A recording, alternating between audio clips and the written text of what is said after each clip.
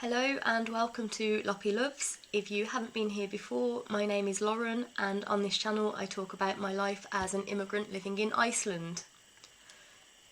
Today's video is not something completely different because I did do a video very similar to this a few months ago, but if you are a subscriber of my channel you will notice that I haven't posted for the last few weeks. And that is because unfortunately I had another family emergency that ended very badly. It was much worse than last time, so I am just going to be explaining what happened in this video. So I'll put a trigger warning here. I'm going to be talking about a severe brain injury again and a death of a close family member, and also about making the decision to switch off life support. So if you don't want to listen to any of those things, stop watching now. This is not the video for you. So as you may have heard in a previous video, I was planning to go to the UK at the end of June because I had a concert and a Derren Brown show to go to. So I was just going to go to the UK, I think for 5 or 6 days. It was less than a week anyway that I was going to be in Birmingham, and I always stay with my grandmother when I'm in the UK, and we were going to see Frankie Valli and the Four Seasons together. And I had actually extended my summer holiday from work by a couple of days to go to that concert with her. Now in the few days before that trip I actually really didn't want to go to the UK because I was moving house. I actually gave in my keys the day before I went to the UK, which was very lucky considering everything that's happened, because I didn't have to give them in until I was back, but I chose to get it all finished and give my keys in before I went. There was so much going on in my life with like moving house, I have some orders for my business, and it just didn't feel like the right time to go. But my boyfriend is always very encouraging when I feel stressed, and he said, well, you've got the concert, you've got the Derren Brown show to go to, and most importantly, you're going to see your nan, because she is my favourite person in the whole world, and me and her are so close, and I stay with my nan when I go to the UK. And I am so glad that he convinced me to go, because I really was ready to just cancel the trip. It just didn't feel like good timing to go, and I had to go straight to work when I got back from the trip, and it didn't feel right in my head to go, but he convinced me. So I got to the UK on the Wednesday afternoon, early evening, and on the Thursday I went out for the night with some old work colleagues, and I got home at 2 o'clock in the morning, drunk, or fairly tipsy, and my nan found it hilarious that I just got back so late or early in the morning. Then on the Friday evening I went to see Derren Brown with my mum, and on the Saturday morning I had plans to go to the city centre to go shopping, and then I was going to meet a friend in the afternoon. And my nan was going to a concert that evening. She lives in a big retirement village, so her apartment is on the lower ground level, and the village centre, it's all indoors, but the village centre is on the ground level, and she was going to see a Shirley Bassey tribute act, and she was very excited. So that morning I got up, watched a bit of TV with my nan, had a chat for a little bit, and that morning my nan had a friend that came to visit before I left, and my nan told her that I had been out until 2 in the morning drunk, and that friend said to my nan, oh, you must have been worried to death. My nan started laughing and said, she's almost 30, why would I be worried? She found it really funny. Then I went out to town to go shopping, and I knew that she was going to meet my mum and my mum's friend at 12 o'clock for a coffee, and I wasn't planning to go. But as it got near 12 o'clock, I was in town and I had one more shop to go to, and then I was going to go and meet my friend. But I decided instead that I will meet my mum and nan just for a coffee, and thought I'll stay for a little bit and then I will go to meet my friend, because he was not in any rush. I could just meet him later, it wasn't a problem. And my nan was the first person there, so me and her met up and just waited for the others for a little bit. We all went for a coffee for about an hour and had a great time. And then I kind of needed to leave but didn't want to be the first person to say I'm going. But my nan actually said at that same time I need to go now. And I said, okay, I'll come too because I need to go. So we said bye to the others, and then we walked just a few moments with each other before saying bye to each other. And then the last thing we said to each other, my nan said to me, I'll make sure you're back before 2 or I'll be worried, as a joke, and I laughed. And I said to her, no, Nan, you're the one going out tonight. If you're not back, I'll be worried about you. And that ended up being the last thing I ever said to my nan, because she never came home. So I got back to the village, and my nan was still at the Shirley Bassey concert. I actually walked past the concert room, and I didn't go in because I didn't have a ticket, but I did kind of think for a second maybe I should go and say hi to my nan, but I've never done that before, and I didn't really want to embarrass her in front of all of her friends by like checking up on her, and she's okay, she's like very independent. So I just went straight down to her apartment, watched a little bit of TV and went to bed, I think about 10:30. My nan had said she'd be back at about 10, but like she stays out later with her friends sometimes. I wasn't worried at all because she was just upstairs with her friends having a great time. So I went to bed and I put my phone on charge, and in the village there is a lead roof, so my phone doesn't get any signal and I can't make any phone calls or texts or go on the internet inside. I have to go into the back garden. But like maybe just a couple of minutes after I went to bed and turned the lights off, my phone started ringing from where it was charging, which was really weird anyway because of the signal. And because it was so late, I thought this must be bad instantly, and I always have a bit of trauma from my mum's accident about phones ringing at unexpected times. So I went to answer it, but couldn't answer it even though it was ringing because of the lead roof. So I had to run into the back garden, and it was my mum that had called, so I called her back, and she just said, your nan's fallen down the stairs, are you in the apartment? And I was like, what? She said, the paramedics are there now, like, are you there? So I was like, yeah, okay, I'm going to go to the paramedics. I ran, got dressed, and just ran down the corridor. It takes like 20 seconds for me to get to the staircase from my nan's apartment. And the staircase, it was one flight of stairs, so it's like down a little bit. You have to turn a corner and come back down the other way. And my nan was lying unconscious on that middle landing. There was so many paramedics. There was also a doctor because of how serious her accident had been. She was unconscious on the floor in a puddle of blood. And it was horrible to see her that way. It was explained to me that she had a severe head injury, and I know, well, from the scene and from my mum's accident, that she had a severe brain injury and that it was going to be really, really bad.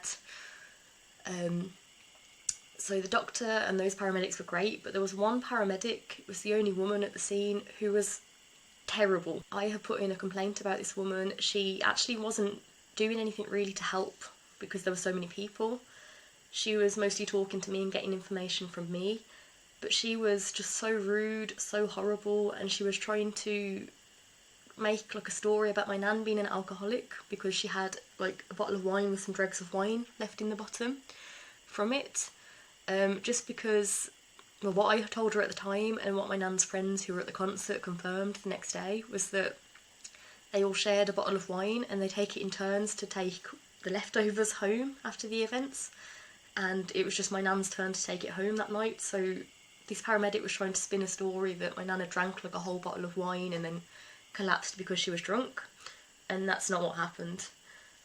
What most likely happened is that she fainted, because she does have a condition which causes her to faint sometimes.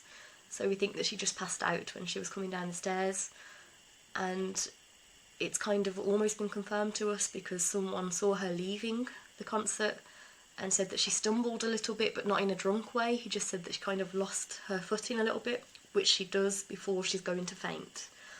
So we think that she just fainted when she was coming down the stairs, unfortunately. So I had to wait for a little bit before my mum and stepdad got to the village to drive me to the hospital with my nan. And it took ages before they could get nan into the ambulance because of where she was on the staircase. They found it really difficult to put her onto a stretcher and get her to the ambulance. So she must have been on the stairs for like 20 or 30 minutes. We finally got to the hospital. We had to wait quite a while, like a few hours, before we were given any updates, which is normal. They let us see her. She was still in a coma, but in an induced coma, but I don't think she'd woken up at all since the accident.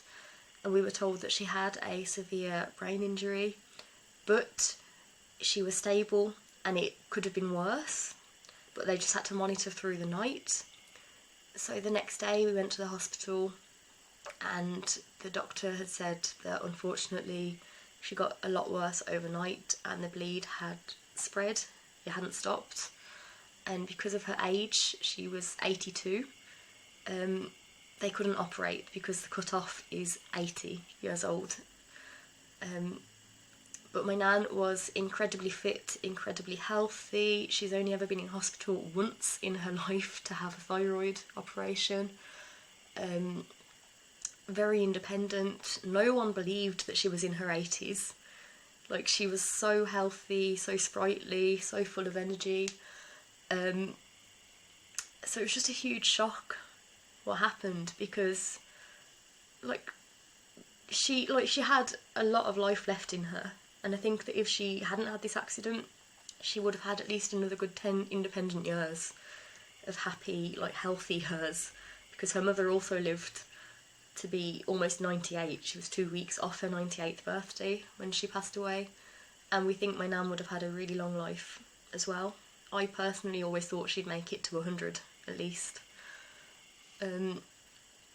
So my nan spent a week in a coma, and then the doctors said that we had to make a decision about removing life support, which I think it's always been one of my biggest fears, to ever have to make that decision. I think for anyone, even if it was someone that I didn't know, I wouldn't want to make that decision to remove life support for a person. So to have to be involved in making that decision for the closest person in my life was absolutely horrific. We decided to remove life support. It wasn't just me, it was my mum and my aunt as well, because they're her next of kin. So we made the decision to remove the life support because we were told that even if we did keep her on life support, she wouldn't have any quality of life. She was basically brain dead. She would just be lying in a bed as she was. There would be no improvement from her condition. She was in a coma, and that probably wasn't going to change ever. So we decided to remove the support, and it was removed that same day, I think within a couple of hours after we spoke to the doctor. But it's not like what you see on TV. It's not just turning off the machine and then they just peacefully pass away gradually, just flatline. No, they took out the life support. My nan continued to breathe by herself, but she was snoring, and she also had fluid on her lungs, so it was this really horrible noise that she was making when she was breathing. It's the closest thing I could describe it to is some horror film, demonic noise. It was just the worst noise you could imagine coming out of her mouth. And she carried on. We stayed for maybe an hour after we took off the life support, maybe a bit longer. And then the nurse said, if you want to go home, I will call you back when we think she's about to go. So we got the call really early, maybe 6:30 the next morning, saying she's probably going to go soon. And we went back to the hospital, and I think we were there for about 7 hours before she passed away. I stayed by my nan's side the whole time. I only went to the bathroom once in that time. The nurses brought me some toast for breakfast. I had coffee, I had biscuits.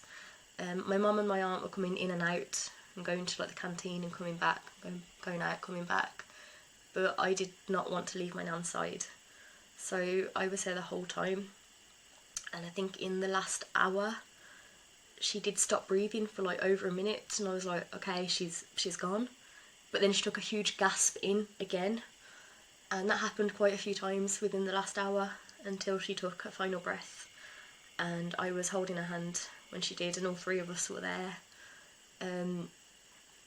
I was also playing music for quite a long time, and I was playing a lot of Frankie Valli music. But then after a while it went on to the Frankie Valli Radio is on Spotify, so it's just like recommended songs. And I did actually save the song that she passed away to. It was an Elvis Presley song, and I don't know this song. I haven't been able to bring myself to listen to it since, but I'm just trying to find it, what it's called on here. Yeah, and I think I will listen to it. It was a good song, but I just can't bring myself yet. The song's called Burning Love by Elvis Presley, and that was the song that she passed away to. So she died about 24 hours after we took off life support, and that was just the worst thing that's ever happened in my life, I think. Especially because I was staying with my nan as well. So I ended up being in the UK for about 3 weeks exactly, which is the longest I've ever been in the UK since I moved to Iceland. The second longest time was 2 weeks, when my mum was in a coma from a brain injury. The day that she passed away, that was a Saturday, we went to tell my nan's neighbours, and her next door neighbour, it's like a 92-year-old man, he started crying. He was really upset, saying she was one of his best friends, and my aunt offered for us all to go in and make him a cup of tea and sit with him for a bit, so we did. And then the next morning, on Sunday morning, I got up really early to go to the shop because I just wanted to get out of the flat for a little bit, and he was in the kitchen window next door having his breakfast, and he invited me in for a cup of tea. So I went in for a little bit, and I was there for maybe half an hour chatting to him, gave him a hug and left. And later that day he called me to say that he had COVID. He tested positive, like a lot of nans of the neighbours. I had a bit of a sore throat, but I wasn't testing positive until the Monday morning when I took a test. I felt really ill and I tested positive as well. So I was stuck in the apartment with COVID for a week, and I was really, really ill for the first 3 days. Yeah, so that happened right after my nan's death. I'd avoided COVID completely to that point, so I couldn't travel back to Iceland, and I hadn't seen my boyfriend for a couple of weeks. I missed him. He did manage to fly out later that week, and he got to the UK, to Birmingham, on the Friday. I was still testing positive, so he stayed in a hotel for the night, and luckily on Saturday I was testing negative. But the whole thing, Nan passing away and then getting really ill, immediately after, it's been a lot to go through, and it's taken everything out of me. Obviously I'm grieving, I'm still feeling really weak and getting after effects from COVID, and there is just a lot going on in life right now, and it's just been the worst month of my life, pretty much. So I've neglected my business a bit, I've neglected both of my YouTube channels, so I just wanted to give an explanation of why I haven't put any videos up, and just keep you updated on what's going on in my life for everyone who knows that my nan has passed away recently but didn't know the exact circumstances. That is what happened. So I'm just going to leave it here. And yeah, I don't really know what else to say. So that's today's video. I hope you have a lovely day, and I'll see you in the next one. Bye.